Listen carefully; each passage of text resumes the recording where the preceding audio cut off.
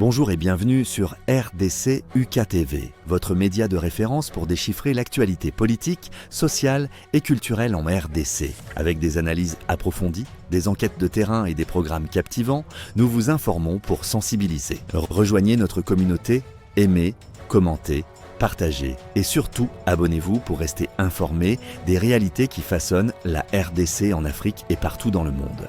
Page d'histoire, la vie d'Alexis Tambwe Mwamba, un personnage atypique. L'une des principales caractéristiques de la personnalité d'Alexis Tambwe Mwamba, que ses intimes appellent ATM, est qu'elle ne laisse personne indifférent. Quand on fait la connaissance de ce politicien et avocat de talent, on ne peut que l'admirer ou le détester. En effet, il se distingue par une apparence physique très soignée, des manières polissées, un phrasé monocorde et une diction parfaite qui font de lui un personnage atypique dans un environnement où parler en vociférant et en gesticulant est la norme.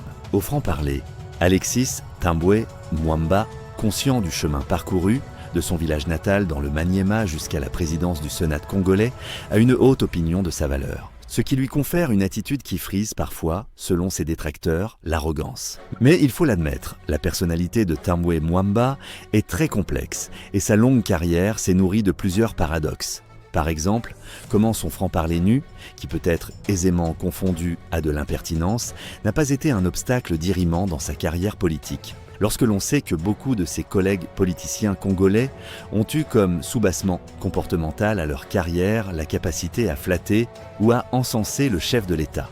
Une grande capacité d'adaptation à l'environnement. L'autre paradoxe de ce personnage est son aisance, autant dans les salons huppés de Kinshasa ou de Bruxelles, coupe de champagne à la main, entouré de membres de l'élite congolaise ou belge, que dans sa maison de Kindu, où il se rend régulièrement, entouré cette fois-ci de membres de sa famille élargie, de ses amis d'enfance et d'autres connaissances, avec lesquels il partage du fufu, accompagné de pondu, de poissons du fleuve Congo et de viande de gibier. Pour mieux comprendre Alexis Tambwe Mwamba, il faut peut-être essayer de connaître l'histoire de sa vie qui commence au Maniema. Le Maniema, une province carrefour, la province du Maniema est divisée en 7 territoires: Kabambare, Kailo, Kibombo, Lubutu, Panji, Punya et Kasongo. L'une des caractéristiques sociologiques de la province du Maniema est d'être un carrefour de peuplement. En effet, on y trouve installées des portions importantes des grandes tribus situées dans les provinces voisines. Ce brassage ethnique peut expliquer le fait que la province du Maniema, avec la ville de Kisangani, soit n'entre les deux entités territoriales les plus nationalistes de l'Est de la RDC. Par exemple, les Régas sont au sud Kivu, mais aussi dans le Maniema, dans les territoires de Panji et Punya. Les Songhai sont majoritairement dans la province de Lomami. On les retrouve aussi dans le territoire de Kasongo, au Maniema. L'ethnie est Tetelakusu. Dernier exemple, les Tetelakusu. Cette grande ethnie est divisée en 2 groupes séparés par la rivière Lomami. Ceux qui habitent la rive gauche sont appelés les Tetela, Patrice Emery Lumumba, Papa Wemba, pasteur Dalo Luata, et ceux de la rive droite sont les Kusu, général Jean de Dieu Oleko, général François Olenga, Léonie Okomba, la mère de Mama Olive Lembe Kabila. Et ils sont donc dans la province du Maniema. Dans cette province, les Bakusu sont installés dans les territoires de Kibombo, Kailo et Kasongo. Naissance dans le village Longa d'Alexis Tambwe Mwamba. Dans le village Longa du territoire de Kasongo vit un couple Kuzu. Le mari s'appelle Edouard Mwamba Etsumba Amizi, agriculteur, mais aussi forgeron du village. Son épouse Thérèse Asengo Moulassi est la fille d'un grand chef coutumier Kusu du nom de Ntambwe Ngongje Pene Kilala. Chez les Tetelakusu, Pene veut dire successeur de. Le 6 mai 1943, faute de maternité dans les environs, Thérèse Asengo va accoucher derrière sa maison, avec l'aide d'une sage-femme. D'un petit garçon, la maman va proposer à son mari de donner à son premier enfant le nom de son propre père, Ntambwe, auquel nom on ajoutera le prénom Alexis. Ce prénom français, qui vient du verbe grec alexéen et qui signifie défendre, garder, protéger, sera prémonitoire pour le petit garçon.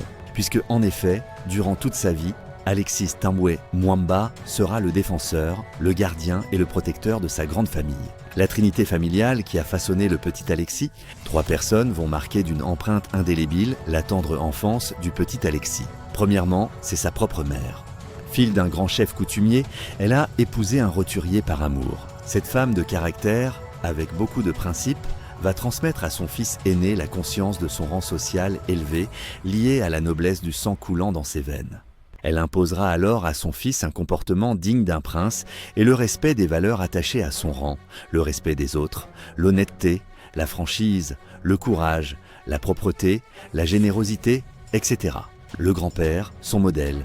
Deuxièmement, le grand-père, le chef coutumier Ntambwe Penekilala, polygame de son état. Le petit Alexis était fasciné par les audiences du tribunal que tenait son grand-père en tant que juge coutumier. La solennité des audiences, les exposés des faits par les parties, les verdicts prononcés par son grand-père, et la considération et le respect dont faisait preuve la population à son égard ont conduit le jeune Alexis à rêver de devenir juge comme son grand-père, en s'inscrivant à la faculté de droit. La troisième personne à marquer l'enfance du jeune Alexis, c'est son père. Édouard Mwamba Amizi était un analphabète qui avait compris très tôt et de manière intuitive que l'instruction est un formidable ascenseur social qui permettra à son fils aîné, grâce à son intelligence remarquable, de s'élever très haut dans la société moderne que les Belges étaient en train de bâtir au Congo.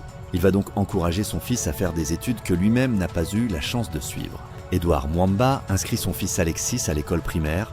En 1949, Édouard Mwamba inscrit son fils Alexis Ntambwe Mwamba, qui sera par la suite orthographié Tambwe par les enseignants belges, en première année de l'école primaire. Le petit Alexis vient d'entrer en contact avec le monde du savoir organisé. Il en tombera presque amoureux. Il va absorber les matières enseignées avec une boulimie remarquable, ce qui rendra son père, déjà à l'époque, très fier de son petit Alexis.